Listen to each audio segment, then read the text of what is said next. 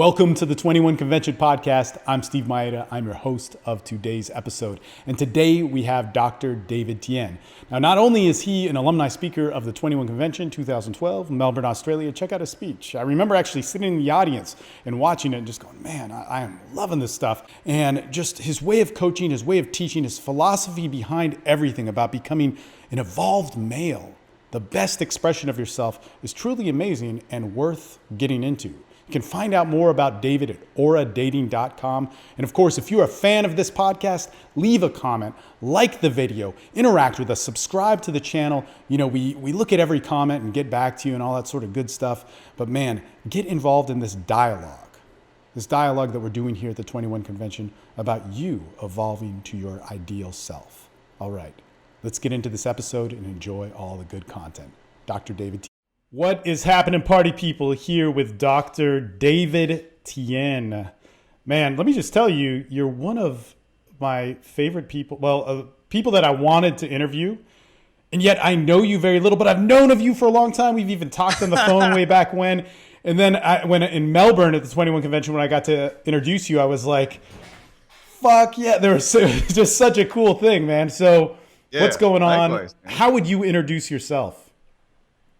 Well, I'm previously a pickup artist. I guess that's how we all got into this. Yeah. And I did my Ph.D. in philosophy and psychology. I became a professor of philosophical psychology and Asian religions and all that. And that has heavily influenced and impacted the way I approach women, of all things, and has made it much more about integrating very complex research in neuroscience, neuropsychology, cognitive sciences, and obviously all the different kinds of psychology and anthropology, and distilling all of that research. Like I literally will read obscure journals, and then I actually still publish in journals and collaborate with top labs around Asia and some in the US, and publish that research. But I distill it so that it's actually applicable. So I'm the guy that the psychologists who are studying dating and romance and emotional intelligence and all that, when they need a crop of subjects who will go out and apply and try out some of the implications of their research,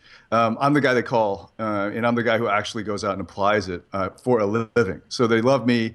They love flying me in. I'm going actually on Thursday to a multi-million-dollar conference. That's a multi-year conference, and I'm keynoting two of the years. And I just wonder, I'm like, why are they inviting me to this thing? Because, I'm not active academic, but I think they just get a kick out of meeting me, because it's sort of like, here's a guy who actually is using all of this research that we're doing and spending our entire lives on, and he's actually using it to improve all these people's lives. So yeah, that's what I've been doing lately. So, man, this is crazy because we have some mutual friends who are professors. You're a professor, but yeah, you're doing this instead, which is even more nuts because you're. It's just all that education and all that knowledge, and I mean to get a PhD and to move into a professorship, that academia is your career. Man, that's right. A big dedication. And then moving to the business side, which you're extremely successful at, which is just freaking awesome. Man, that does not happen too much. There's usually business people and then there's academics, and they don't mix on that right. level. Or like 20 years down the road, the academics will get it and write a book and move more in that angle. But yeah, geez, right. You're freaking young. Wow, man, thanks. Yeah, no. On the business front, I'm still learning, and I've just to update since we last met in person. This is not even really in person, but yeah. It's pretty close. Which was like end of 2012, and 2.5 years ago. Yeah, crazy how fast time flies. And in that time, I've gotten I invest almost 6 figures a year in my own education now, in many in business, like $1,000 an hour coaching calls with my business mentors, and I invest heavily in my own training and development and growth. And for a while, it just sort of stagnated because basically I was never a guy who sought to get rich. That wasn't something my parents ever gave us as kids. We were good moral Christians and all that. So I was more into life purpose and all that. So money wasn't ever an issue, but I discovered that after I had a lot of my needs met. So I literally, for the past couple of years, was living in beach resorts, and I'd fly into cities like 2 weekends a month to do trainings or something. And I had my fitness was going great. There were a couple months when I was investing over $1,000 a month in fitness. Like trainers, the food, the different Wow. memberships in different countries, and flying around to meet, to get high quality training. And so I had it kind of all optimized. So there was a period in my life when I had like the health was down, women was down. That was like a while ago. And as far as material resources, I couldn't really think of anything else. Obviously, I could pile up more money in a bank, but I wouldn't be able to use it. You know what I mean? So then it was really came home to me like, what the fuck else is there in life, right? So I really had to. There was sort of an identity crisis, and that was a couple of years ago. And it was great because what it did was it forced me to confront how I had been living my life for about 10 years. So that's a good segue actually into this.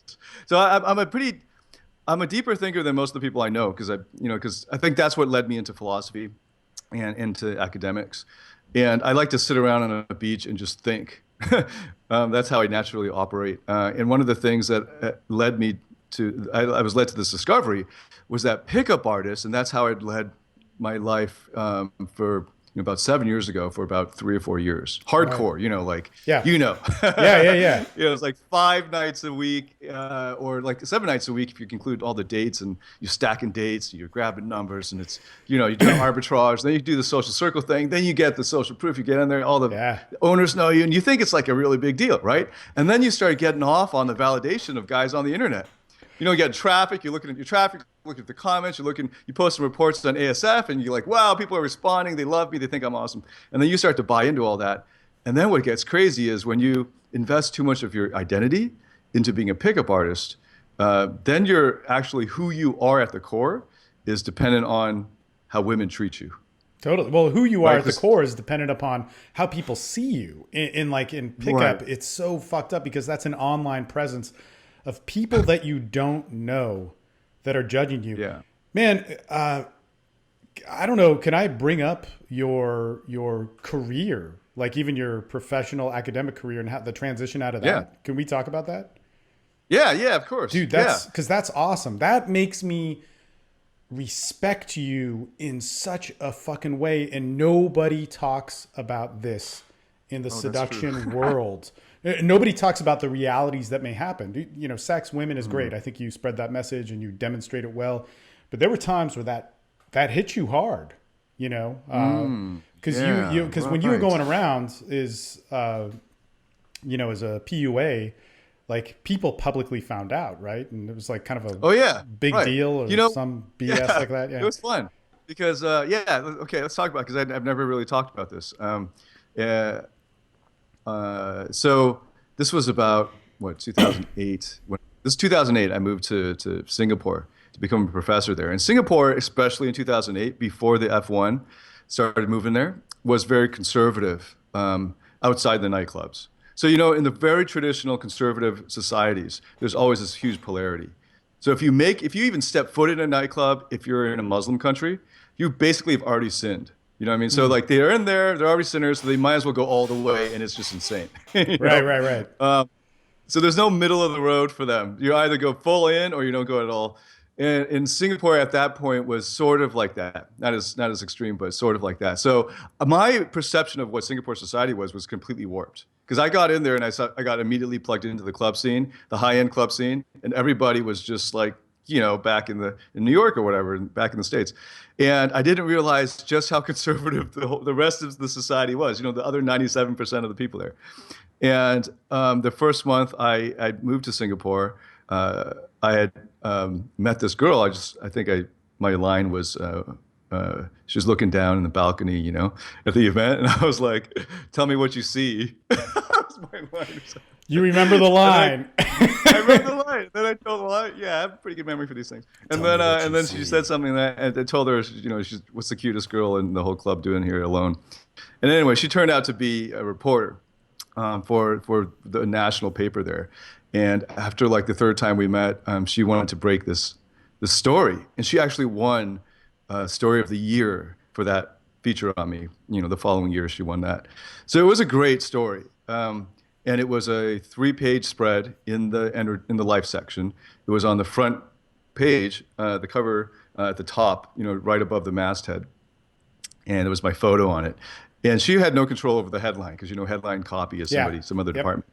And they wrote 30 girls in 2 months. This guy snagged 30 girls in 2 months. That was just something I mentioned to her over the phone, and she just put it in the article.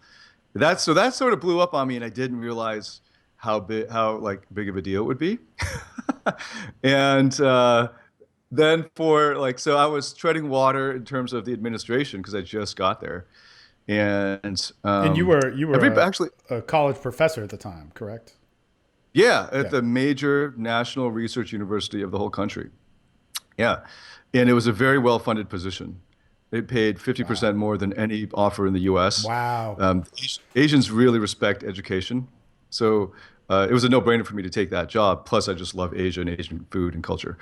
So anyway, that make a long story short, after a few years of that tension, where it was always like any kind of PR I was getting on the dating coach side, it would cause some kind of ripple effect into the administration. I get called in. The deans were most of the guys, they were mostly men, and they totally thought it was cool.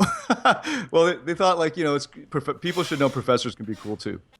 We're not all nerds and geeks and stuff.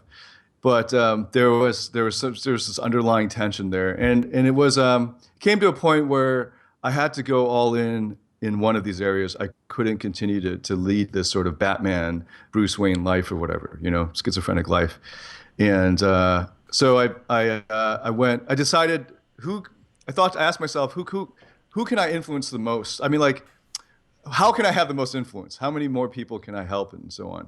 And it was a pretty easy decision to look at it that way. Man. So that was the transition. No, it's crazy because like, I'd heard about that and we just have mutual friends and whatever. Man, I've known you and of you for a long time, and it was just like, holy shit, man. Like this is bad press. Like you got, Oh yeah, how, I'm so I think because here's one good thing about going through Pickup Artist phase. You start to develop a really strong frame around your own reality. Right? So like people don't bother you anymore. A girl can say all kinds of shit to you. It doesn't even affect you anymore. So I knew what I believed. I knew what my values are. I knew what the truth was and what goodness is. And if they want to impose their own view of like if I was in some fascist country, I wouldn't be affected because these fascists thought X, Y, and Z, right? That we should kill all these different types of people. I'd be like, no. So it didn't really affect me. It was just a practical issue. And one other thing I would say about academics is to become good at academia, you need to, especially in the humanities, you learn to assimilate information very quickly. Because in a typical graduate seminar, like a PhD level course, you get assigned a 300-page book a week per course. So imagine you have 3 or 4 of these, right? Not only do you have to read the whole damn things, you have to be able to talk about them for 2 to 3 hours. With a week's notice. Plus, you need to know all of the secondary research on it, plus all of the book reviews on that book. And you got to do this every week. And then at the end of this period of coursework, you do that for 2 or 3 years, you have an oral exam where you're given 50 to 100 books you could be examined on. And you have a major field and 2 minor fields. That's standard. So one of the things that I discovered I was really good at was learning how to learn fast. And what that helped me with was when I went to pick up and then eventually figuring out relationships and psychology, it was so much faster and easier for me to figure it out than the other guys I knew, because I had already gone through 10 years of a PhD where I was forced to read a book very quickly, know what's in it, be able to answer questions about it, and then critique it on a regular basis. So I was tearing through these resources. And then same with fitness. I had learned how to hack fitness. So a lot of it's, if you're a PhD in the humanities, you've learned to hack knowledge. You have to. They force you to do it. And one of the outcomes of that is being able to hack lots of other fields of knowledge. And I think if the academics around the world, and especially in the humanities, would understood that what they had is the power that they've been trained in, they could accomplish a lot more. So, So dude, let me props to all that. And when you mentioned all of that stuff, it was like, whoa, shit, man. It's just so that's crazy. That's impossible in my mind to be able to learn in that way. I mean, different people learn in different ways and all sort of stuff. And I think everybody. Well, let me throw out a resource for Sure. the guys out there. This is Yeah. one that every guy in my Aura Dating Academy, we first of all, one of the things that I've discovered was hacking coaching. And one of the worst kinds of coaching is just a guy comes in for a 3-day boot camp. But Totally. everybody at that time was doing that, right? And Totally. partly it was a logistical reason. But the guy comes in and he gets overloaded with information and then he just thrown back out, and he gets this high and then it's just this temporary Totally. high. Yeah. So yeah, I know you understand. So from the very get-go when we opened the academy in Singapore, it was a year-long program. Yeah. I said, you either commit to the year or fuck off. Or no, you can do the boot camp, but you're going to pay the same amount of money.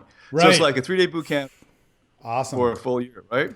Dude, And how long have you had this? Because it's been like 5 years or so, right? It's 5 years now. Coming up to 6 years soon. No, Yeah, keep going, we've keep going. I optimized just format. wanted to, Yeah. I just yeah. want to clarify that because I've known about your program and we have crossover clients, and it's just very cool because I agree with you on all this stuff. But keep talking. I just wanted to point out that it's been established for a long time. Yeah. Yes.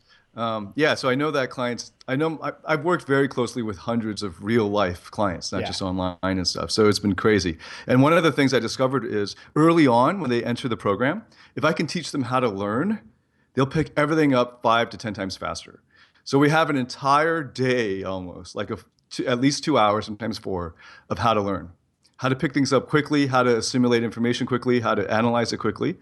And that's always one of our core courses, core recordings, is how to learn. And a resource that's really great, there are 2 I can recommend to guys right now. There's a book called What Smart Students Know.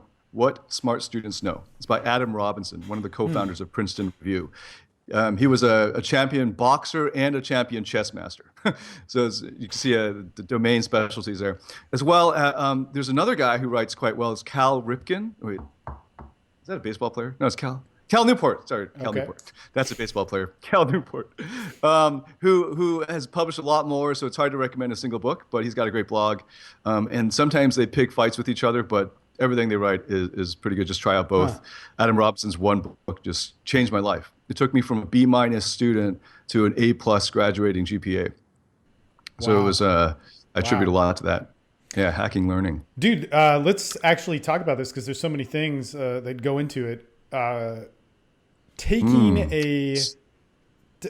an approach to teaching in this way of not teaching within the boot camp system and all that sort of stuff in working for real student development. And actually you gave up academia, which took you 10 years to get your PhD, to have something which gave the most impact to people. So coaching obviously is clearly important to you. Man, what made you create the Aura Academy? What made you create this different style of learning that was minimum 1 year? What really brought you to that 5 years ago? Because 5 years ago, in 2009, actually, is when I started my program. And it's like the same time as for yourself. What made you do that? Like, because it was so out of the ordinary. It was bizarre for me to, create this new thing and see that it worked better than, in-field type training. What inspired you to do that? And then what developments? Well, we'll get to that. I mean, we'll talk to it, I guess, or talk about it as we continue on. But yeah, what started this out for you? Yeah, well, it was partly just reflecting on how I got good, how I figured things out. And I didn't figure things out through a 3-day boot camp. It was ongoing mentorship from a lot of guys who, a minority of which I paid just the first consultation with, and they became friends. But a lot of them, I just got really lucky that we got along, and they were willing to look at my reports. None of the naturals were willing to read any of that stuff, though. But I learned so much just hanging out with them. And I discovered that there's this thing called the training effect. And it's something I teach my clients what to expect down the road. So a lot of people think learning happens linearly, like it's just a straight line up. It's just there. That's how learning happens. Or if this is time, this is improvement, right? That's never how it happens. It's a lot more like let me see if I can draw something on here. It's more like this.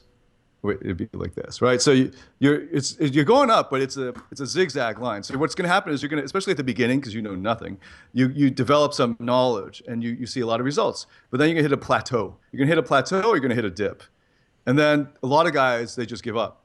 These are dabblers. They don't do anything, right? So the dabblers are like the people who go to the gym for a month and then quit. That's why January is so packed. So that's like the dabbler. A lot of guys are dabblers. They think it's just a hobby. I'm going to download this ebook and then everything's fixed, right? They don't realize the gravity of their situation. They don't realize that relationships are is the most important, if not one of the top 3 most important areas of their lives, and that nothing in society and nothing in their education has prepared them for this. So, you can go to university and pay $50,000 a year to learn civil engineering or something, right? Or you can learn like how to code a computer, how to code a program. But you can't go there to learn how to develop people skills. I don't know a major research university that has a major in people skills or even emotional intelligence. Maybe they'll have one of those elective courses that everyone thinks is an easy A, and it's going to be on like emotional intelligence or something. But they don't respect it. And the rate at which society has changed has really forced us to be good at these things. Whereas back in like just even in the 1800s, people were in trades. You had an apprenticeship, you were a blacksmith, or you were whatever, right? You didn't need people skills so much because you were just apprenticing for somebody. And now everybody's like realizing that if you don't have people skills, you're not going to get anywhere in life, except you'll hit a ceiling at the middle of the road, whatever, right? Middle in your company or something. You will hit a ceiling and you will be solidly stuck there. And the training effect is all about like the next guy up is the achiever. He hits that plateau, he goes to that dip, and he just works at it, struggles, and then he'll pop out of that dip or plateau and he'll get to the next level. And then he'll keep doing that. And his life kind of sucks. His life is a life of struggle. And I know tons of guys like that. Most of my friends growing up, the Asian American minority, they work really hard and they get results, but they're fucking miserable and want to kill themselves. Well, but what's interesting about this is like you bring that up with the Asian American, and that's totally true. But dude, this is anybody that pushes themselves in any form. Like, man, anything that I've done, I learned to work hard and be the best at. And then guess what happens? In competitive, like let's say some sort of athletic event, you get injured. In the people who don't get injured or their bodies, for whatever genetic reasons or yada, yada, yada, you learn that's the right way. And you end up being, 20, 22 years old, and you're setting yourself up for damaging your body. In seduction, and seduction actually is really where I shined. But that, like, God, man, high level sexual activity. And I'd actually like to talk to you about this, especially with all the behavioral stuff. Dude, it damages you in very consistent ways that I see over and over again with pickup coaches. And it's kind of sad and disgusting that nobody talks about it because people don't realize, like, the pickup industry might screw some people up because of misinformation and overselling and all this stuff. And that does suck and it's a real deal. But the people that are successful in it, you don't know what you're walking into, man. You don't know what you're walking into in terms of relationships, in terms of different levels of addiction or whatever takes place. But that struggle and that fight and that need to be the best and kick ass, you do not see is the nature of man. It's not what we were meant to do. It's not what our emotions were meant to do. It wasn't what our sex was meant to do. It wasn't what anything was meant to do. It's a societal, it's a cultural thing that's taught, and it's not even seen in all cultures. Anyway, keep going with your archetypes, but it's like it isn't just with the Asian American dudes, man. We see that over work harder, be the best, fight for it. Definitely. Yeah. It can't be sustained. Yeah. I take pride in my clientele. A lot of them are achievers. They'll reach out to me because they resonate with my background of this achieving background. So I know this problem really well. So I can tell them here. So basically the third level, the one that I try to give in the long-term program is that I need you to commit to this long-term growth because this will dissuade the dabblers and the guys who just want to dip their feet in but don't want to get serious about it. But then what it'll give me is it'll give me a time to show them what's coming next. So if I can tell them, expect this plateau at time X or at phase Y, then when they hit the plateau, they're not going to get frustrated. They'll just say, oh, I'm at the plateau. It's like a waypoint, like they can rest, right? And they say, okay, now David says just implement this. So here's a great fitness program that I got a lot of value out of, P90X. It's kind of crazy. I mean, that was one of the first things I cut my teeth on. It was great. And what it does is it works really hard. They work you really hard for 3 weeks. Then in the fourth week, there's a recovery week where you do yoga, you do some stretching stuff, you do calisthenics. And basically what it does is it builds into the program the plateau. Dude, let me just So tell if you. the guys understand what I'm saying to them, it will. Yeah, go ahead. But I was just gonna I was just gonna say the yoga period in P90X is not fucking easy, man. Oh yeah, that's true. It's just different. It's just different. Yeah, yeah, it's a different kind of pain. It's a different kind of pain. But what it does is it changes up your workout so that like if you just persisted with the same workout, you're getting great results for 3 weeks. 4 or 5 weeks later, you're going to plateau. And the guys who don't know that are going to feel frustrated. They're going to waste a lot of time, and they might just give up. They may never make it out of that dip. So the long-term program is there for me to tell them, here are 4 phases that you're going to go through. Here's what to expect. When you master this, here's the next problem that comes up. Expect to have this problem. And then I try not to tell them too far ahead because then they'll think, oh, I'm better than I am. And they're not confronting their actual real issues. And it's great because the guys in the program see the beginners coming in and they can mentor them. And that helps them grow because if you really want to learn something, you should teach it. And it's great because it just creates this great community that's very supportive. And everybody, is knowing what's coming up next. There might be some frustration, but they can understand how it fits in to the whole progress map. And, they feel like they're in control of the process. No, man, So it's really amazing.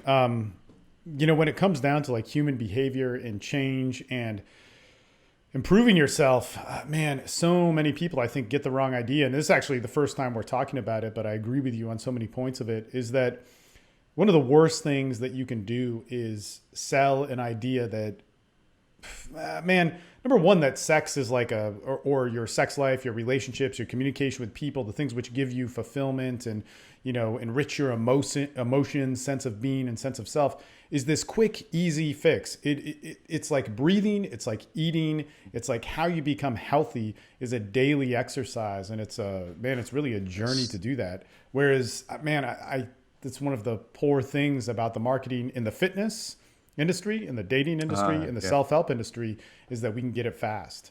And then we never have to do it again. Whereas if we can learn a way of life and a certain behavior, that's key. Man, what do you do when you come to people, especially in the dating and seduction world, the men's improvement, sex is always going to be in there, sex, fitness, money, those types of things. Sure. How do you start with a guy that has built in so many habits or belief systems or mindsets that are flawed, but he does want to commit to a year? Like, where do you start with a guy like that? Well, actually, the long-term program is ideally suited to a guy who has a lot of limiting beliefs or internal demons that are holding him back that he's probably not even aware of. So we're rolling out a new format that we've been testing for several months already, but we're going to be launching that quite soon. And the very first course in this series of events during that year, actually, now we're expanding it to 24 months. So if he wants to take 24 months to do it because he's really busy, that's also within the same, the same price. You can do that for 24. And the first program is called Unbreakable Social Confidence. And it's a full-on immersion experience where we lead him through, I lead him through a series of exercises over the course of those days that makes him confront what's actually in his mind that's holding him back. So I send the techniques over video for most of them so that we don't have to learn lines. We don't have to drill what to say. That's already taken care of in most cases as far as head knowledge goes. But what's holding them back isn't the cognitive ability to do it. They can all say those words. Okay, it's not like it's complicated intellectually. It's all emotional and a lot of it's unconscious. So it's a period as a process of getting them to unearth the unconscious beliefs that are holding them back, and various proprietary methods to do that, and then of getting them to work through those issues and beliefs so that they can actually become fully confident. They figure out their own hacks, so to speak, hacking their own minds. So one of mine is if I can open my eyes real wide. So that was one of those things that I discovered in seduction. If if I just had regular eye contact with a girl, it'd be okay, but it wouldn't be like when I'm on, you know what I mean? I don't even know if you can see it, but I'm sort of dilating my eyes a bit, in a You're way. Asian, so it's totally. I can tell. Yeah, you can totally see. Yeah, I'm half Yeah, Asian, right. so it's. Yeah, I know. But so that's one of those things that is not even perceptible by the other person usually, unless they're Right. like right up there. Yeah. But it changes my mind. Yeah. So one of the biggest lessons I've had over the past couple of years is the impact of the body on the mind. Sure. Not just in the things you eat and the workouts. That definitely Totally. makes a huge difference. But the Yeah. way you stand, the way you talk, Yep. the way you use your face. And you can actually force yourself to do these things. So if you're not in a good mood, if you just smile and pretend you are for a few seconds, your brain will slowly, well, within a few seconds, we'll start to think, I'm in a good mood, so I better start acting accordingly. Better start shooting these chemicals into the brain because my body's telling me I'm in a good mood. And if you just hold it for 2 minutes or whatever, your body you'll actually see real changes that are empirically verifiable. Dude, I like that you brought that up and you said that you just got into it for about a year. One of the things that I've always disliked about the kind of self-help, like hacker lifestyle thing is they talk about this sort of like bioenergetics, philosophy or idea, but they never go into it. And so I always steered away from it. And especially working with so many people who had like real like addiction problems and big, yeah, man, I mean, like I've worked with that longer than I've worked in seduction, but the consequences can be really high. But anyway, so the thing is we always went emotional, cognitive, where is that? Like, Yes. don't worry so much about how you hold your chest. But what's so interesting about that is that in my own journey with all that sort of stuff, the whole bioenergetic side has been very real, that if you do not release it in your body, there's only so much that you can discover and know and find out. And man, it's amazing. Like actually, it came out of one of my courses. There's a martial artist. He teaches something called Wu Chi Fa, and he's an American. It's actually an American martial art, but he studied in China and all that sort of stuff. But it so has to do with the body and the alignment and how you work at it. And dude, man, it's changed crazy things in my life. I mean, it's nuts. I almost don't accredit it to it because it's so subtle, but you cannot deny Yes. the different changes that have happened. And then in the work that I do with people in terms of recovery and all the sort of addiction stuff is that, man, it's getting more and more that guys who get involved in yoga, guys who get involved in massage, guys who get involved in just using their body in a way that can slowly, consistently, working out is great. Jiu-jitsu's awesome. I love it. I'd recommend it to people lifting weights or whatever it is. But if you can subtly and consistently do something to see how your body holds on to stuff, man, it's amazing what it does. It's Yes. fucking crazy. Yeah. So that's kind of a new revelation to me myself, that it's like, holy shit, dude, this stuff is very, very powerful. Yeah, and even if the guy doesn't, I mean, he can see changes right in 5 minutes. Like definitely working out, in any kind of martial art is good. But I've seen results that I've gotten like in the past, especially the past year, where literally within a half hour, the guy will go from completely defeated, mumbling, unsure of himself, into this totally different character who speaks differently, is moving differently, and is coming up on the fly with new things to say. And here's the research that I discovered was explaining this. So I'd already kind of figured this out before I found this research. But an easy way to access this research is TED.com. TED Talks are awesome. TED.com, last time I checked, the second most viewed TED video of all time. It's by a woman named Amy Cuddy at Harvard.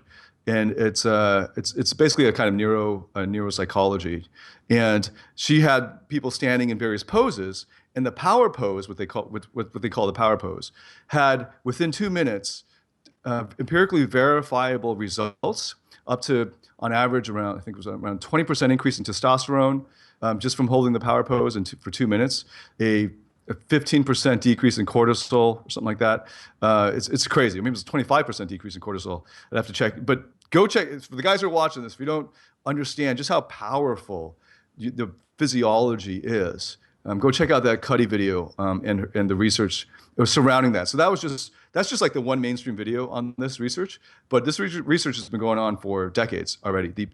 The influence of the physical body on the brain and how you feel. Well, the research has been going on beyond that, because even if you look back at like Wilhelm Reich stuff, and I mean that guy was nuts. He was totally crazy. I almost appreciate him more for that. But the things that he was talking about in terms of sex and how we thought and how your body held on to different stuff, and it was so theoretical. Like I don't know if you're familiar with it, but it's crazy. It's like there's some insane shit there. But you were starting off with behaviorism. There are whole subfields just dedicated to this, but we didn't have the tools back then to do the chemical testing.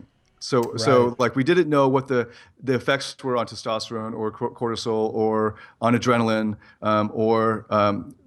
so there weren't so many controlled tests. So that's why you were hesitant to go into bioenergetics because it is sort of woohoo, airy-fairy in a way compared to the hard sciences. But now research has been verified this has been ongoing in the hard sciences. So the guys watching, you can check it out, get on it. We incorporate that as a major part of the very first event, the Unbreakable Social Confidence, getting in touch with your own physiology and the way your body can tap into your confidence and create that confidence.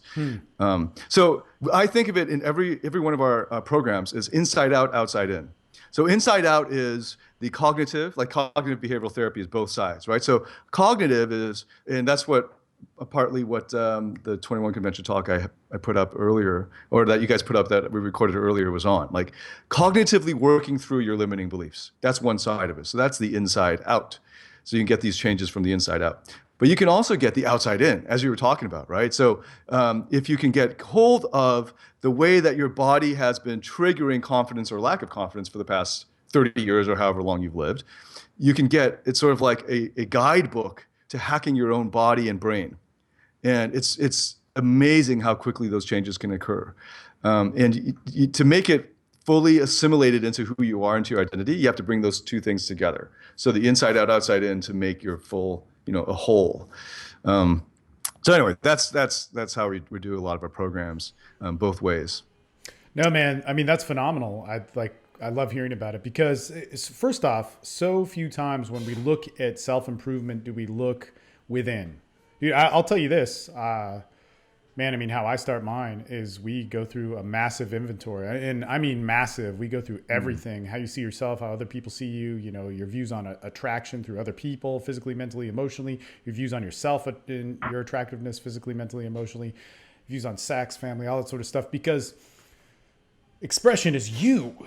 You put that out there. Expression is you, and connection is what changes things and all things, and when we get into chemicals, when we get into nature and biology, connection is what transforms and moves us into so many different areas. But the weird thing, which was that I was always resistant, especially when we got into like self-help and pickup about the outside in, just do this. It's good. You got to act, man. But our world is always teaching us that. And when I saw how it worked with people who had truly like traumatic lives, whatever they had gone through, or, coming over some like massive behavioral change, whether it was like drug addiction or some sort of sex addiction thing. When we did the outside in, it didn't work. It collapsed. And it was just such an obvious thing. When you went inside out, and you allowed time and community, and that's a big thing that I think is so important about teaching, community. When you had those things, then it could build like a point of functionality or growth or whatever. But sure, man, as soon as I could start seeing guys get there, the outside in stuff, you're right, man, it did have to merge. It did move into it. And I just think in our world, in our society, we look so much as everything outside of us. But actually think about this. We look at everything outside of us that's man-made or cultural or being sold, but we don't look at everything outside of us of how the actual world works and the nature of things, and seeing that as more of our guide. I mean, dude, I did think it was like airy-fairy. I did think it was like, whatever botched science or something being put out there. But it's so interesting how it is connecting. And it's really a beautiful thing, man. Because I myself, no academic, dude. You ask me to study stuff, it's like I'd rather talk to you. I'd rather talk to somebody or, listen to some sort of podcast or whatever.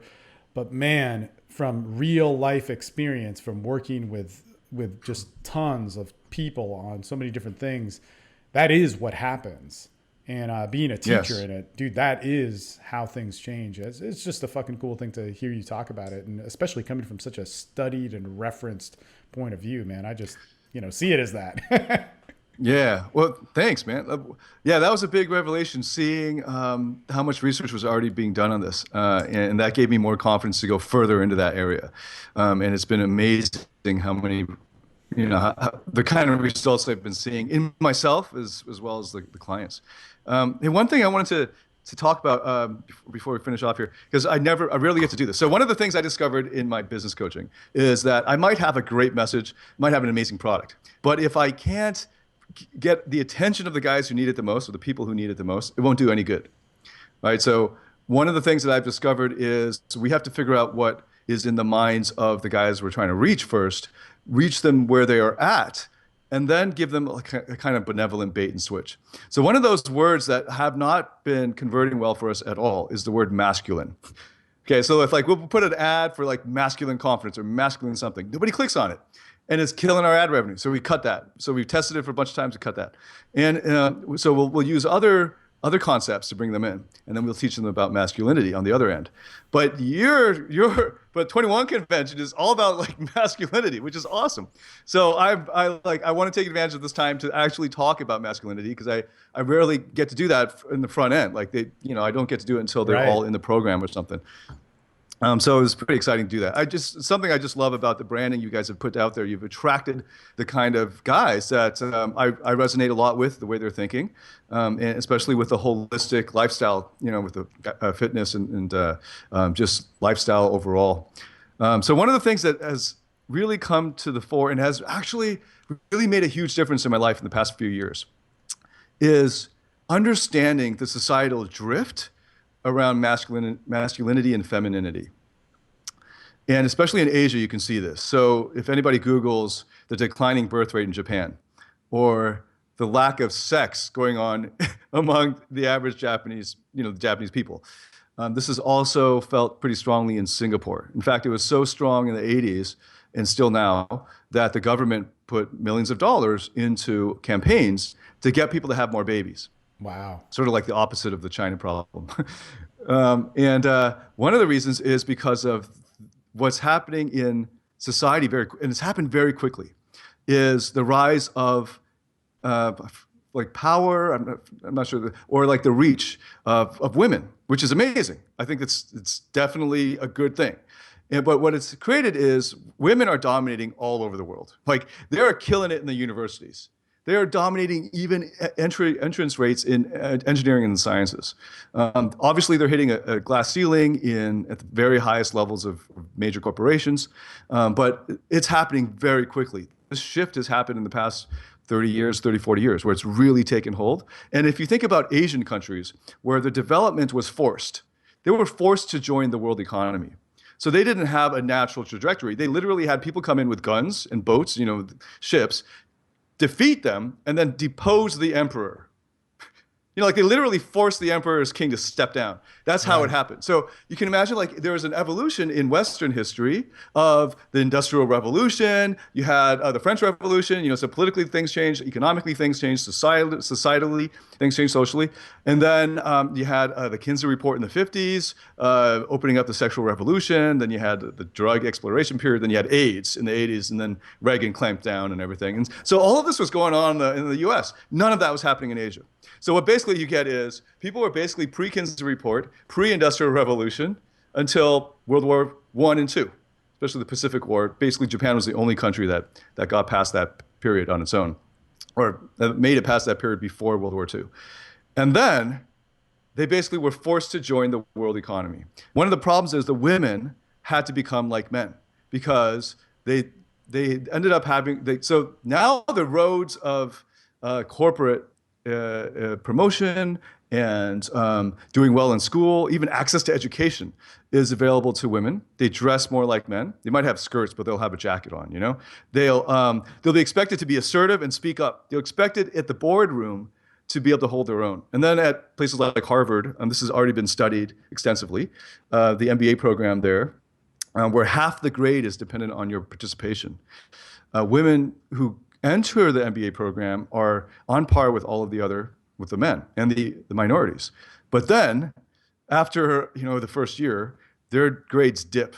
And partly it's because they haven't, it's hard for them to compete with the really, the stereotypical alpha dude who's just shoving his way into the discussion and all that. And just to make their way in freaking Harvard MBA program, they have to learn to communicate like a stereotypical alpha male, or be able to dominate these guys in discussions, or to hold their own. And basically, this is what has happened. I've seen this every day in all of the Asian countries I go to. The women who are the most successful, and there are more and more of them, power to them, it's awesome, are getting turned off by the men locally because the men have not caught up. Okay?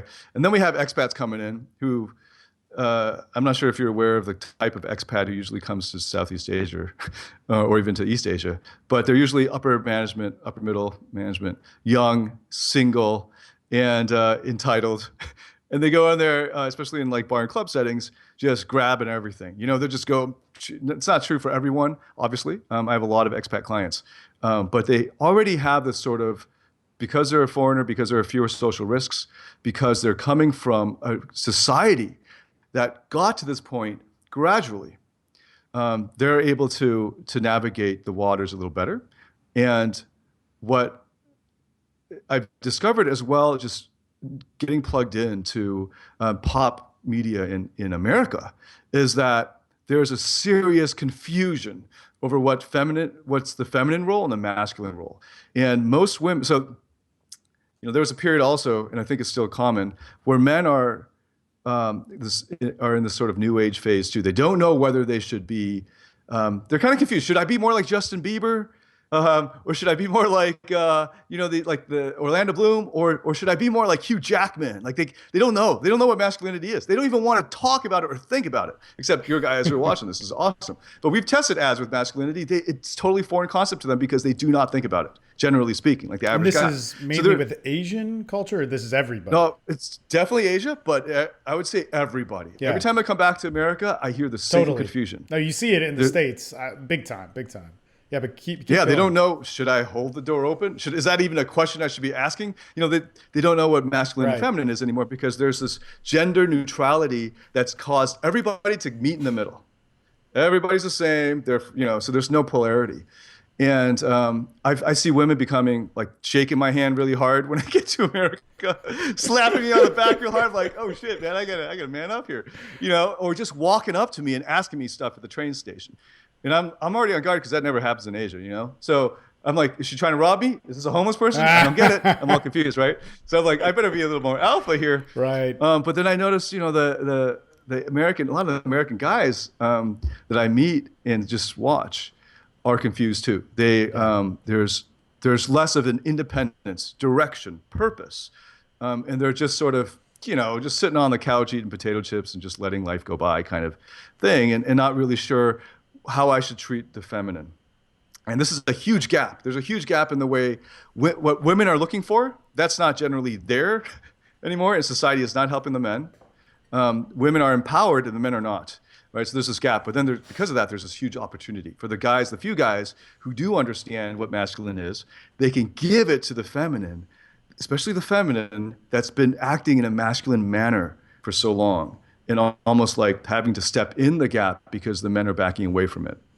Man, So that's something I wanted to say about masculinity. Man, it's interesting though, because I just got back from Mexico and we had a family emergency to go over there, and we were there for quite a while actually. And you see a country that doesn't have a propaganda of what femininity is supposed to be, but at the same time there are problems, right? And there are problems, and you get stuff that like, fuck man, the feminists and the MRAs talk about a bunch of shit, and it's not connection. It's not what happens when men and women come together and experience their attributes of masculinity and femininity, of what that is. And I can't tell you what that is for you, and that's not society's job, right?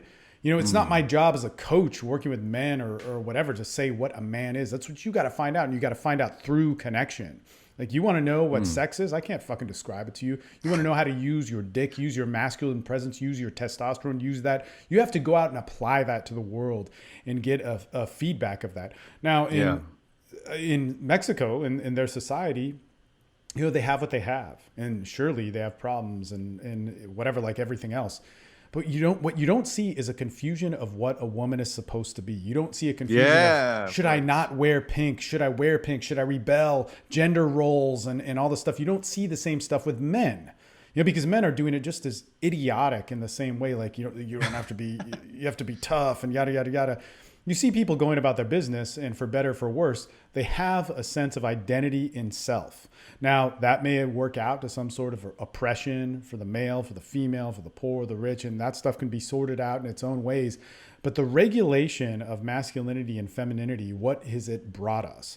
Human beings are not machines. Human beings, society is not necessarily humanity's definition.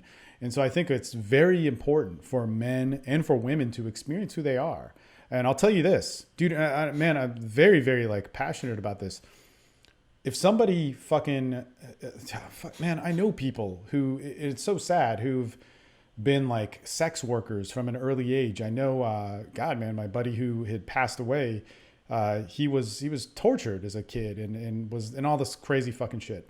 You know how any of those people got to a benefit of life, to where they were empowered, to where they were like they knew who they were and felt good and could live in a functioning life, man or woman, is they stopped blaming and fitting themselves in some sort of fucking template of what you were supposed to be and being angry at the man and changing society. But they worked on themselves. They focused on the stuff within them first and worked very hard at it, and might have to really force themselves at first because they don't fucking have a point of reference of life. And it wasn't about blame. It wasn't about resentment. It wasn't about righting a wrong. It wasn't about a protest. It wasn't about, all this other shit. And it was about them and taking responsibility for everything that was theirs, their resentments, their anger, whether it was put on them, their love, their joy, and learning how to own that. And when they could do that, then you can start worrying about society and worrying about the message and all that sort of stuff. But man, if you dip your feet in the water, that's anything outside of yourself, you're setting yourself up to be confused. And man, that's a horrible way to look at yourself. Anyway, man, I dug what you were saying. Dude, in Asia, we hear a lot about Asian pickup artists and stuff like that. And it's kind of like a niche and a market. And you're a professor of Asian studies. Or wait, is that correct? I did my PhD partly in Asian studies, yes. Man, so how can you... Man, what do you have to say about that? I mean, you're so much more aware of the culture than I am. I mean, I'm an American. My dad is Japanese, but he grew up in Hawaii. So, it's like I don't really have that sort of like Asian influence.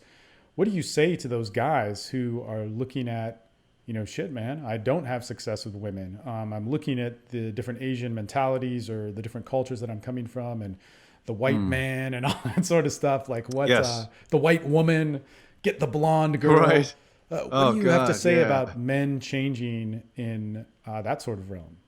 Yeah, what I was saying, we started off earlier about pickup artists being validated by the approval of women.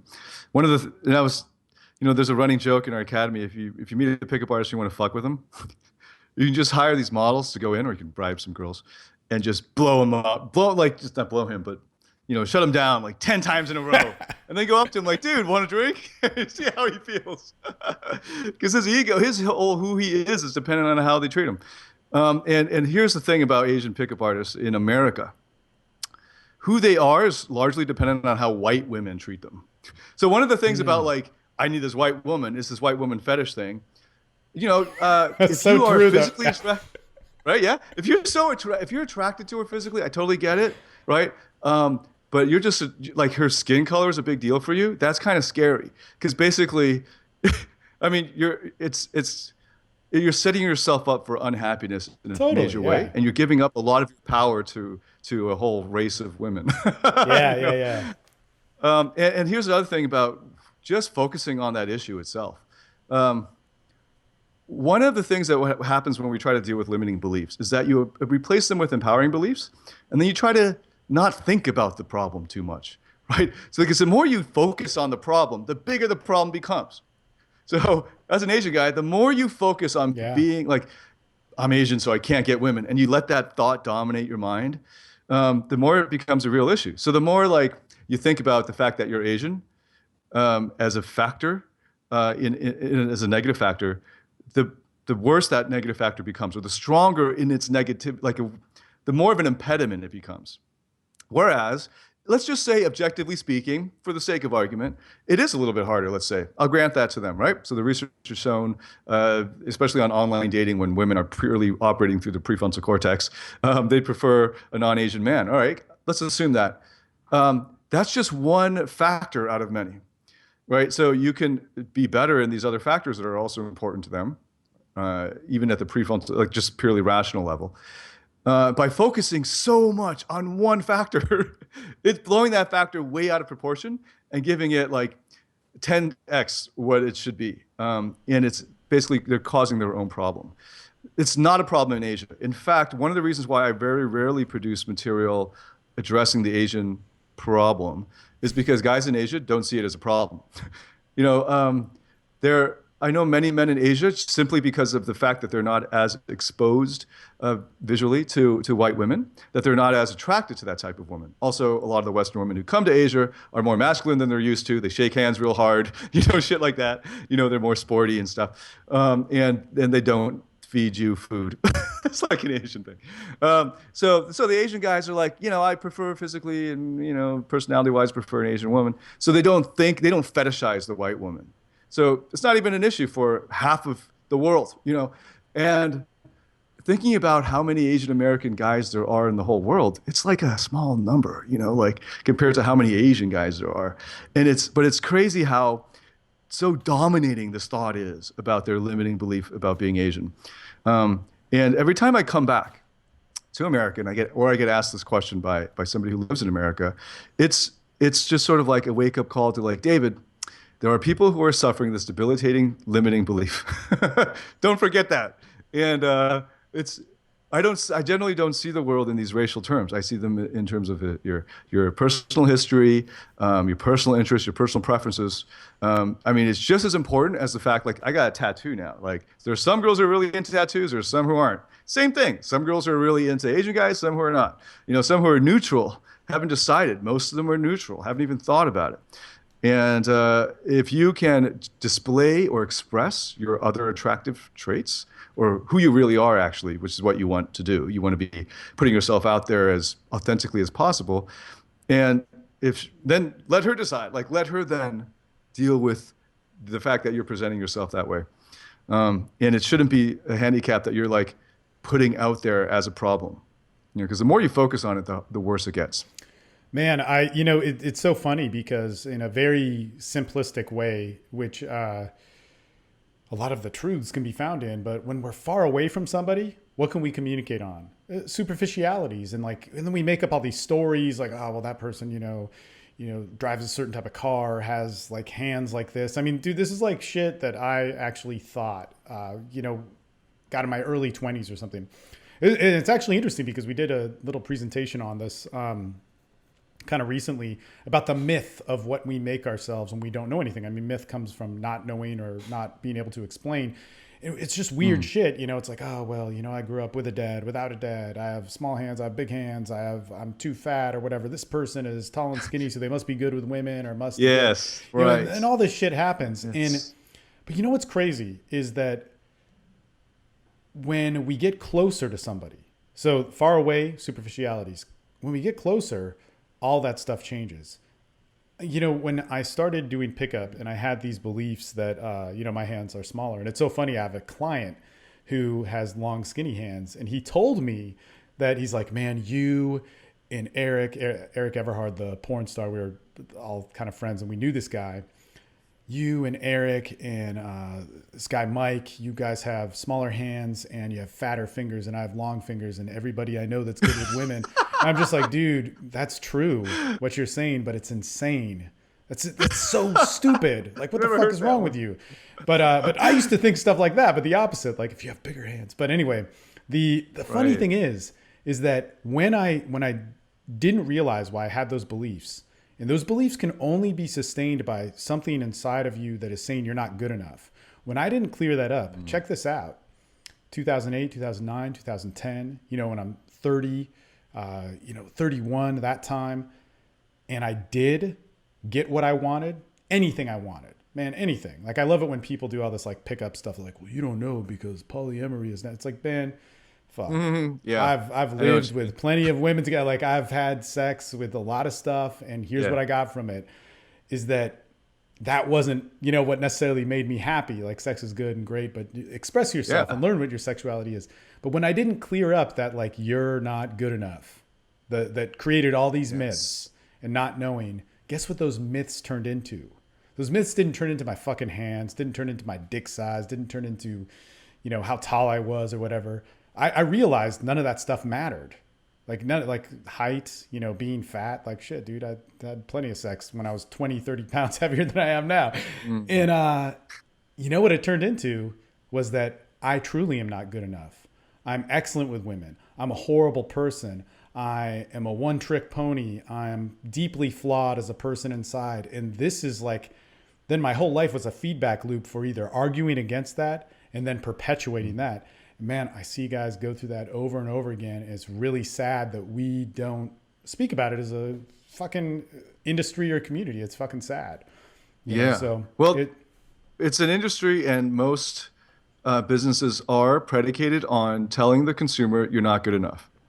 Yeah, totally. Right? I mean, like the whole luxury. I mean, it's just you got to buy this thing because you're not good enough. Buy this and you'll feel better about yourself, or you'll be good enough.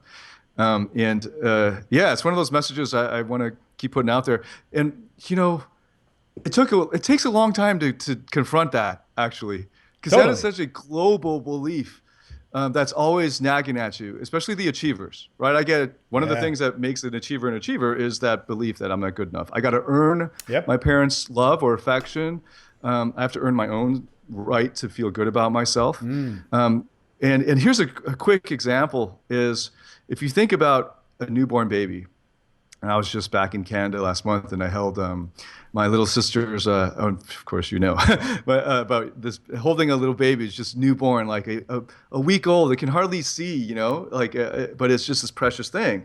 And it doesn't matter what it does. It could poo, it could throw up on you, it could do you will love it. Like, it is just, there's nothing it can do wrong. Like, you will clean up after its shit and everything. Now, that baby grows bigger. And then as that thing shits, no one's going to clean it up. The thing starts throwing up. You're like, oh, this is gross, right? And you're thinking, get on your 2 feet and go do something, or I'm not going to talk to you. And at some point in everybody's development, we had to transition from being an infant that everybody loved no matter what we did, unconditional acceptance and approval and love, into, if you continue to act this way, you're not going to get your food today, or you're not going to, you're going to be grounded, or you're going to stop acting like a baby. And no one coached us through that transition. We were just forced to deal with it.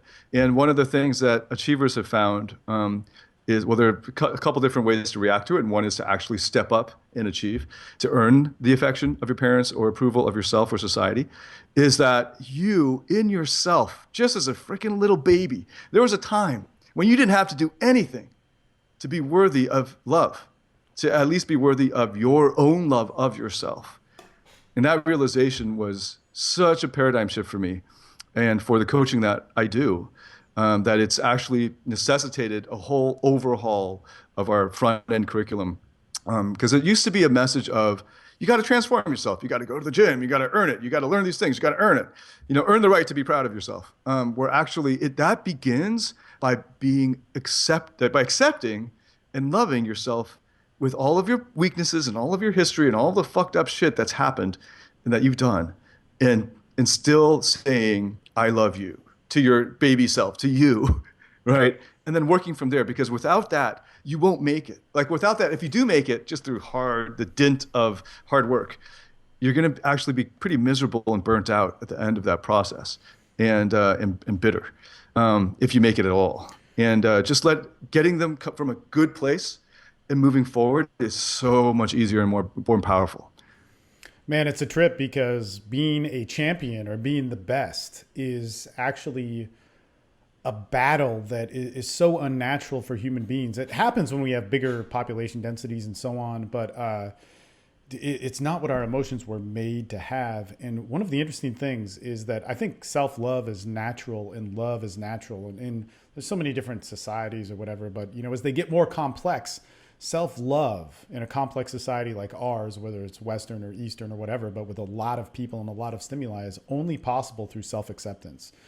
And it's a trip. Yes. Because we have made self-acceptance a very hard thing. I mean, honestly say that one of the weird kind of like mental diseases or disorders that comes out of especially modern society is an inability to admit weakness or fault or flaw. And when it comes to the looking at myself, I mean, there's plenty of things like that I've had consequences in my life that are, huge deals and all that sort of stuff. But I need to stop seeing myself as that. Massive. I remember there was a point where I was going through something with sex, and it's a trip now because I've been in a relationship for a long time, and I'm like, nobody really taught me how to do this. Like, fuck, I know how to have like a relationship with 4 women at once. I know how to have a relationship that's purely sex-based, but that integrates everything. It's like, shit, dude, I'm lost a lot of times. Like, I need to talk to somebody, shit. But and funny enough, it's rarely a person who's a pickup instructor because they've never been there themselves, That's not funny. But dude, the thing is that when I was going through a lot of sexual stuff, and even stuff when it comes to like sex addiction and hitting that point where I just wasn't enjoying it, where I was very sexually active and having all this stuff, I remember I was talking to a buddy of mine and working through this inventory of mine. And I was like, man, I am incapable of love and relationships, and I can get love. I could get love like that. Man, if I have 1 week of interacting with any girl in any city, like I can get love. If I break up and let's say she says I've ruined her life and have these horrible, like go through all this hurt, I can get love again. I can get 2 women to love. I can get 4 women to love me at one time. Yeah. And I've proven over and over again. And these are the beliefs, that I fuck it up. So I am toxic to that. And he just said to me, he's like, look, it's like, dude, I've never had your sexual experiences on your level. And that's just not me. At the time, who I was talking to, the guy, he was married and, and had a long relationship with his wife. And he just said, all the changes that happened in my life that kind of what you're talking about were dependent upon me accepting that. So why don't you just accept that you're a piece of shit male that fucks up at everything? Like, why don't you try and live as that? And I thought about this because I was like in a lot of pain and confusion, especially when I had said this to him. And I really thought about like, what if I am just a sleazebag dude or whatever, or just like I am toxic to love. I can have it, but then I fuck it up and then it's not really it, and yada, yada, and whatever, how we think. And what I really realized was how much my running from that and like, wait, I'm not that. So I'm going to prove that I'm this other thing. And then I'm going to hold up this image and hold up this front, and I'm going to be good and I'm going to win and yada, yada, yada, actually maintained and sustained that. Yes. It's like what you're talking about with the Asian pickup guy chasing the blonde. Exactly. My fetish, without even knowing it, was to create and control and have a relationship with love when I couldn't accept that I might have a counter to that within myself. And dude, just like he said, and I don't want to guarantee this towards somebody, this is how it worked for me, is he's like, man, you might transform if you accept that. I accepted that. And it took years. It took relationships, and it took breaking up, and it took hurting. Man, he's a wise man. 2 years later, when he told me that was in probably 2010 or 11. Fast forward to 2012. No, man, it was fast forward to 2011. So he must have told me that in 2010 or 9 or whatever.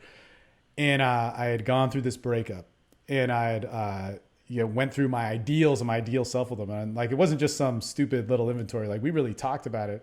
And I was really upset because basically I had broken up with this girl that I'd been with for 5 years, and like a lot of my pickup career. So we had experimented in every type of relationship and all that sort of stuff. And what's weird about that is like, we had an emotional home base, and there was love that was always there, but then I could, experiment with all these things. And just like any guy did that, and any guy with kind of like a good enough ability to do that, experiment with all sorts of shit. And basically, like, I didn't realize the disorder I was creating of this emotional home base that was, kind of tethering me to Yeah, it's just whatever. All different Yeah. ways of how we kind of mess around. And man, nobody talks about this. It's really sad because people do this over and over again. Um, in any case, so we had broken up and I was, meeting all sorts of people. I wasn't looking for a relationship, ended up in one. And it wasn't working. Dude, man, I'll tell you this, like without any ego aside, if I have sex with somebody, I'm good at it. I'm good at connecting. And it works. Like if I want an emotional charge through some sort of sexual behavior, man, no, like I speak the language of sex very well, and every human being can do that too. But this girl was the first girl in my entire pickup career. That's a lot of women in relationships that still rejected me. I was talking to my buddy Dave, and he goes, dude, what the fuck are you saying? You just talked about all your ideals, and you're ready to throw it out the window of the stuff that you just said you believed in. So you really don't believe in it. You're ready to throw it out the window because you get embarrassed, because you fucked up, because because you're looking bad, because something's not working and you're in pain.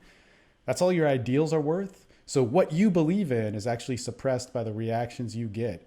It's like, man, I don't know what's going to work, but dude, if you want to believe in your ideals, you got to learn to live by them at the expense of not knowing what to do, about being afraid, about fucking up, about failing, about looking like an idiot in even an industry where you're an expert. And man, that's how you earn what to live by. And dude, you know what's funny?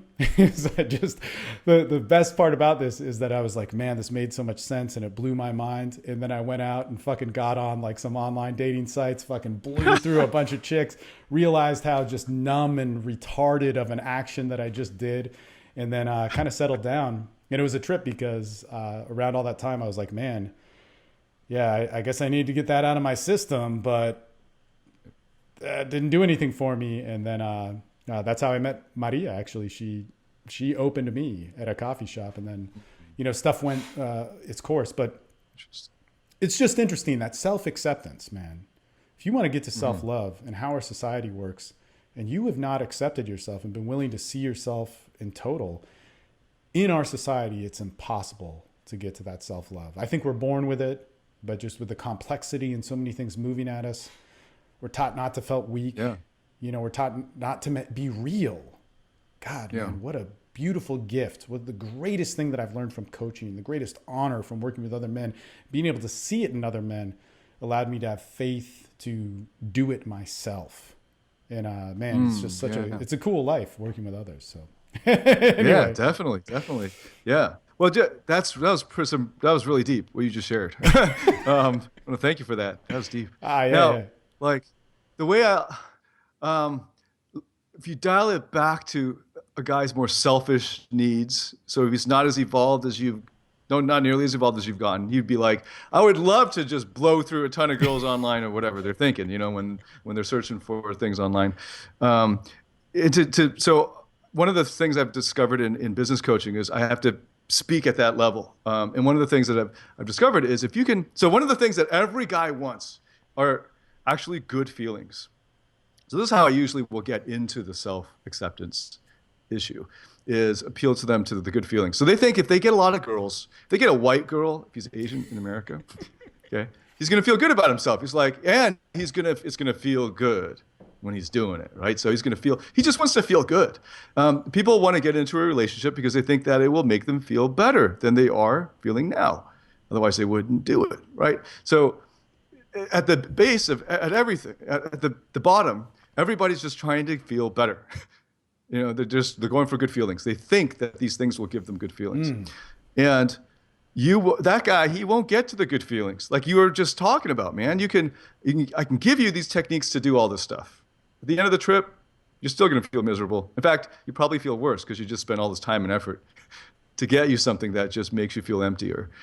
And if you want to actually get the good feelings that you think hooking up with this white woman, to you Asian American guys, or you think that at the end of this process, being able to date or walk up to a girl you see and just make something happen, it's like this pickup dream or whatever it is that you have.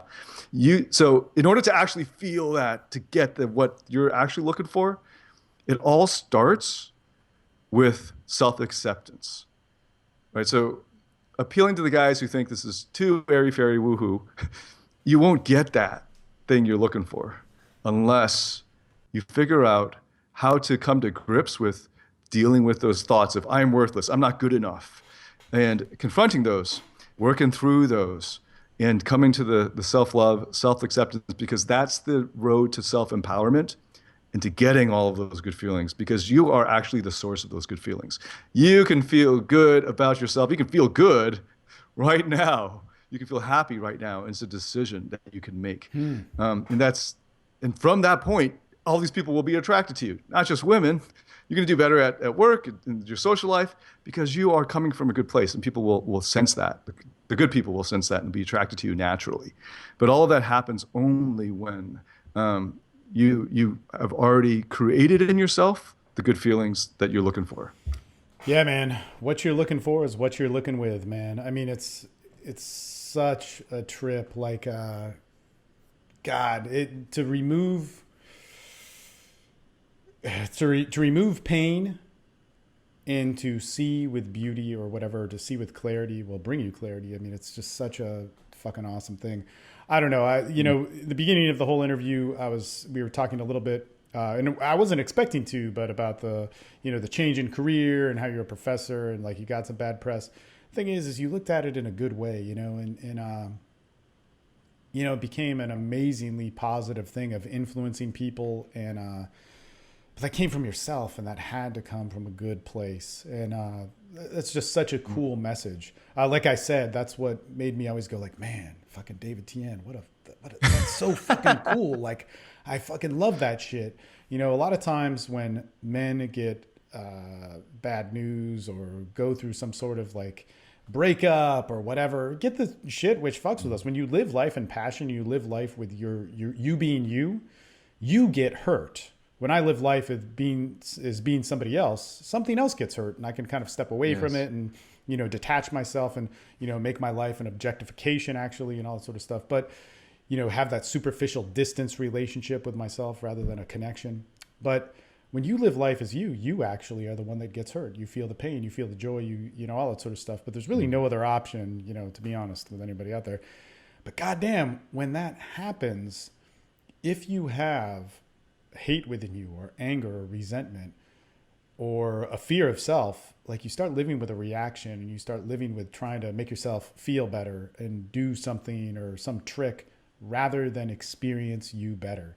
The experience of you is much different than the image of you or what other people say about you. The experience of you is always happening.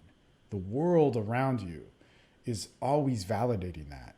All life expresses itself, all plants and animals, but human beings with this reason, with this decision making, with this huge amount of choice and options and thought, we've made it about God, society and judgment and all these other things. It's very important for every man out there, every woman who's found themselves in a career, found themselves in something that they've earned, found themselves with a reputation.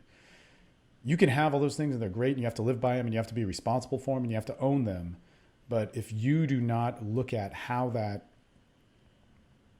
affects you and how you can accept that, man, it becomes more of somebody else and less about you. And it's real easy to dig yourself in a hole, man.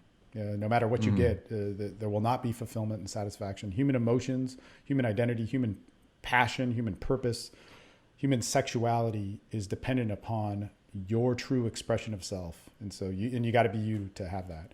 Anyway, I'm kind of rambling about some philosophical stuff. Great riffing. Yeah. Oh man, that's what I live for. Dude, look, I really appreciated this because number one, you're the only guy actually I know that has a long-term coaching program that's tried and true. I know people have online programs or like different programs that they do, but it's not to the level of what you've really created. And I appreciate that.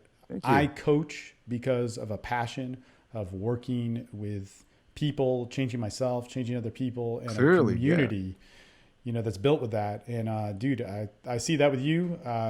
We've talked on the phone a couple times. We've met in person. You're on the other side of the world. It's just so cool to see your success because it's just it hits the morals and values that I believe in, and to see how you've changed it and shaped it and created it into your own thing just makes me believe that much more in the human experience and expression. So I Wow, appreciated thank this, you, man. man. Oh, fuck That yeah, is man. inspiring. Yeah. Yeah, that means a lot, actually. That's inspiring. We got to fly you and the family out, man, to Asia.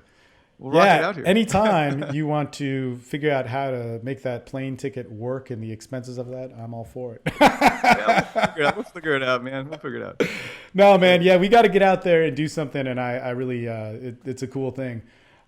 Dude, so how do people get a hold of you? What can they expect? What should they be looking for? I know you've touched on it, but yeah, what's the best way to get into the stream of Dr. David Tian? Yes, the best thing to do is just to go to auradating.com. So www.auradating.com. And just type in your email to any of the web forms there, and you'll get plugged in. You can also email me directly at david@auradating.com. For the past couple of years, we've been putting a lot of work into creating online programs that walk you through week by week what you would get in a year-long live program. So we've done a lot of testing on this, a lot of testing, and it's been pretty amazing, the results. So I'm really believing, by the way, I think that's the way that the future of the universities are going to have to go, optimizing online experiences for learning. And so check that out. Just type in the email and you'll learn more about the online programs that we have. For any guy in Asia who wants to fly out, we have a whole new set of programs for the live events. So those are really cool. You can find more info on those at auradating.com. Man, let me actually ask you this, because I know a lot of people are thinking about it, because I have online programs and I have workshops too. I teach all the time. But what do you get when a guy says, man, I don't want to learn online. I want to do workshops. I need to do a boot camp and get professional in-field training. What do you say to a guy like that? Well, we do offer that on a regular basis. So for guys in Singapore, or anybody who can get out there, about once a year, I offer them in America. But by the time I get around to actually putting out an announcement, we're already full. So that's probably why guys never see any announcements. So this coming year, I do usually a once a year trip out there for that. However, the online experience is really not, infield is great, obviously, but the amount that a guy can learn by watching me in the field is very little, because it's dark, it's loud, you can't hear what I'm saying, you can't just stand there the whole time, you can't go all the way. I don't like that. I don't allow you in the room. What, dude? You haven't done work, dude? Man, I've done those. Yeah, just like there's a one-way mirror. She's like, why is it? What's with that mirror? Don't worry about it. What's that sound? Don't worry about it. No. So, but those years of research, and we're still field testing, are figuring out ways of guys being able to consume the knowledge through videos and books and things like that I can give them easily. And then the give and take of a community. So we have the community, we have live coaching calls, like what we're doing right now, and journaling. So a lot of it is the guy's thought process. That's what I need to know. And I also need to see him, physically, if there's things with body language and so on that are happening. But that can all be done online now with all of this great technology, as you can see. Actually, so I'm pretty bullish on that. I'm actually going to speak on behalf of it a little bit, because I know some crossover guys who've done some things with you. But, I know with my online programs, and we've done them nonstop. I mean, I've done 20 some odd groups for 5 years, and we actually did it 4 times with infield and online. And so that's actually 80 guys, 40 guys online, 40 guys in field, 10 guys 4 times, whatever. Oh, cool.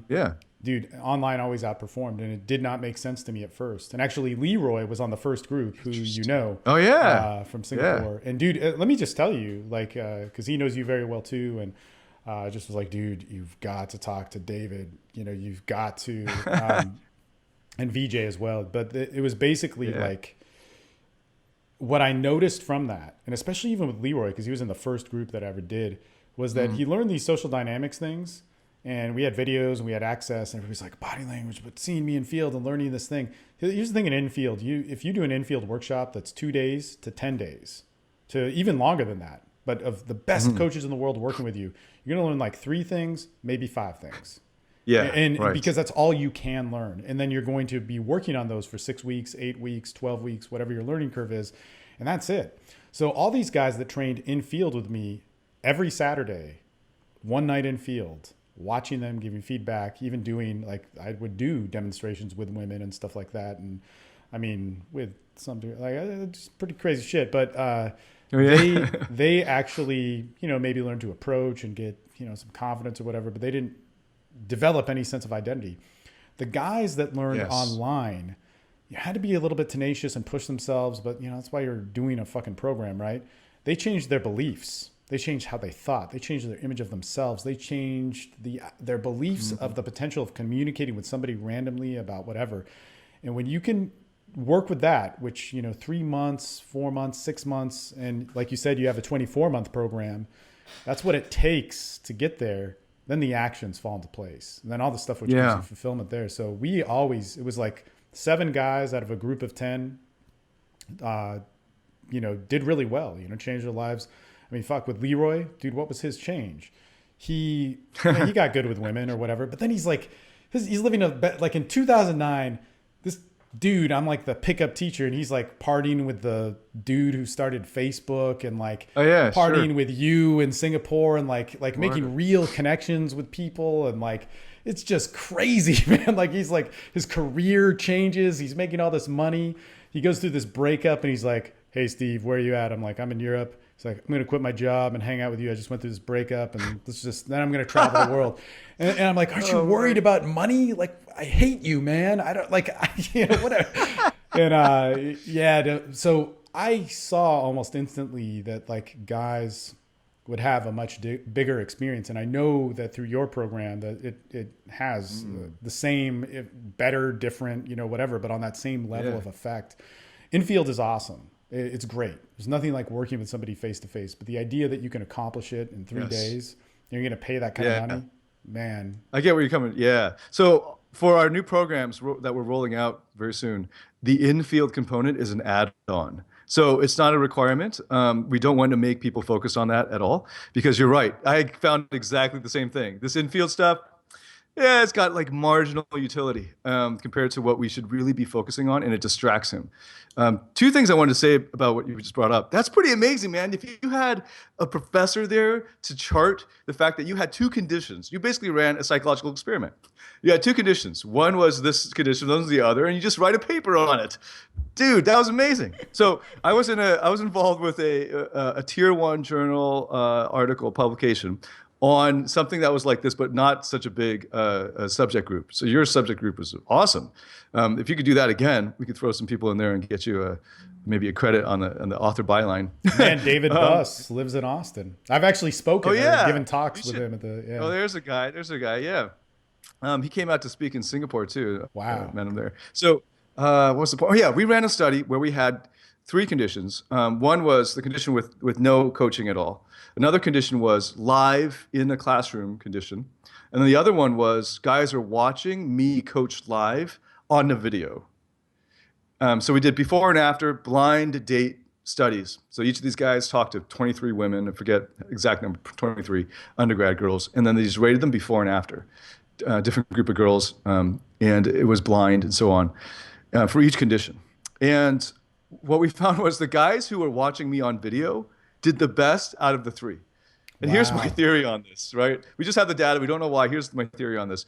The guys who are being coached, especially for guys who are raised in Asia who aren't used to dealing with authority figures, they have an over fear of authority, are too in their heads. So there's a lot of pressure.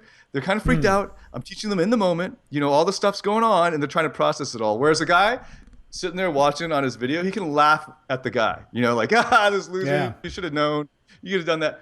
And that just makes for a more relaxed learning situation where he's able to absorb more and he can pause it, rewind, he can go take a piss or whatever, get some Wow, water. man.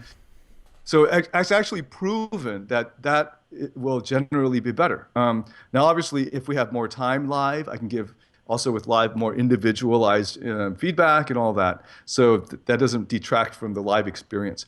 But the fact that just proves how effective online coaching can be, just even through recordings, right? where it can be optimized in that way, where he's in a low pressure environment, which is most conducive to learning, right? And he can see somebody else being coached. So, dude, yeah. We got to wrap it up. I'm sorry, we're going like way over time, but let me just state what I think has to do with that, because the pressure is huge. When you're talking to somebody, people that are wanting to learn in that way and are most receptive, and actually how a lot of the coaching does happen, it's too authoritative. And so there's so much of a suppression of self and not an expression. And where you're going to, so true changes in beliefs, where I see them happen, and this doesn't come from like research, it's just from a lot of experience. They come through empathy, like experience in empathy, yes. A connection and exchange, but it's an experience, right? And, or through seduction, so through another exchange, which are two different things, empathy and seduction. But when somebody experiences those, they start to change their beliefs about self and relationships. And, and I'm dealing with men and sex and all that sort of stuff.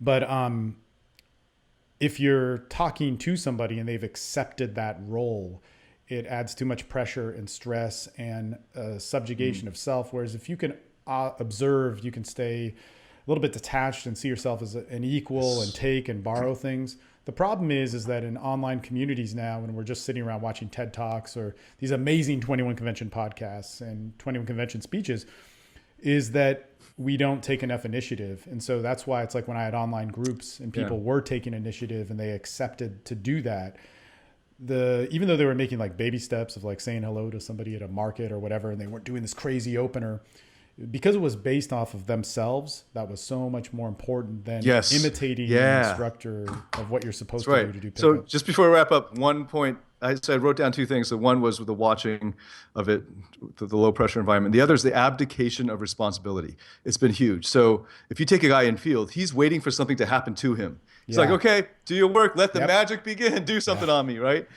And that's not how it works, right? Whereas if you tell him, here's what you need to do, and go and do it, and come back and let me know how it went in a report, or just tell me your thought process, then he can't abdicate the responsibility. Hence the journaling in your program.